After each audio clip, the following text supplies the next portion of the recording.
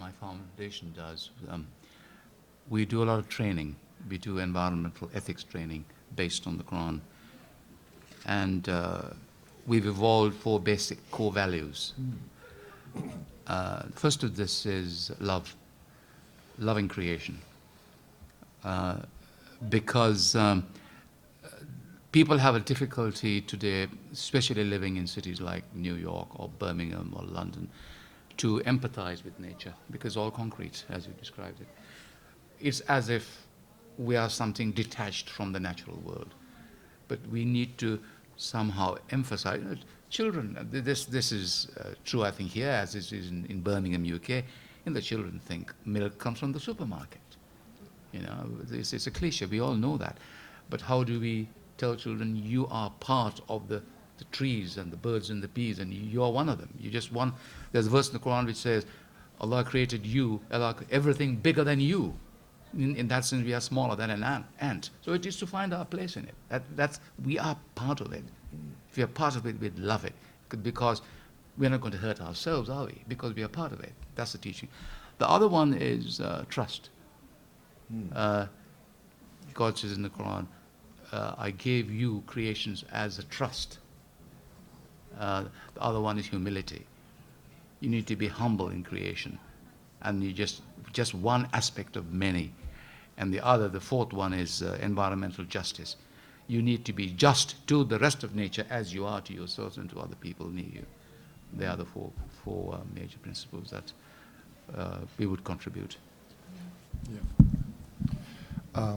We talked about regional and gatherings. I think in every one of the faith groups, most of them are getting together once a week.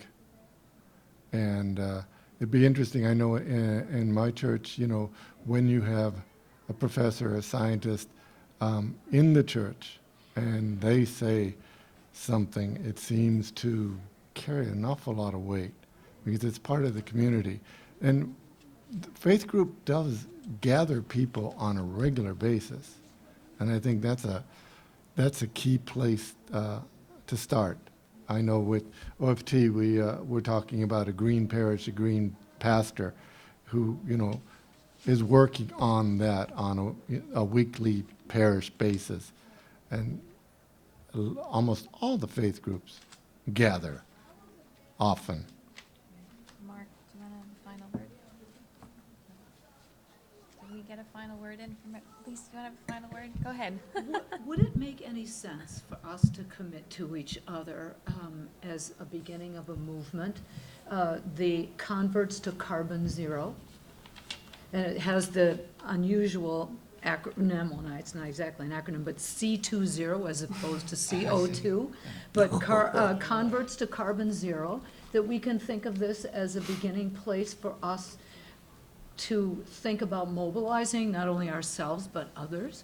Lisa's idea is wonderful, a commitment to zero out our carbon debt. But we have to know how to do that. And so that means you plant trees.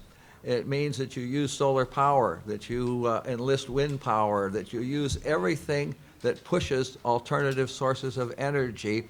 But the journey is infinitely long. There's no one list of 5 or 6 things that's going to be adequate. We have to continually be changing our lives, and so that means repentance is a continual state of being and not for this and for that.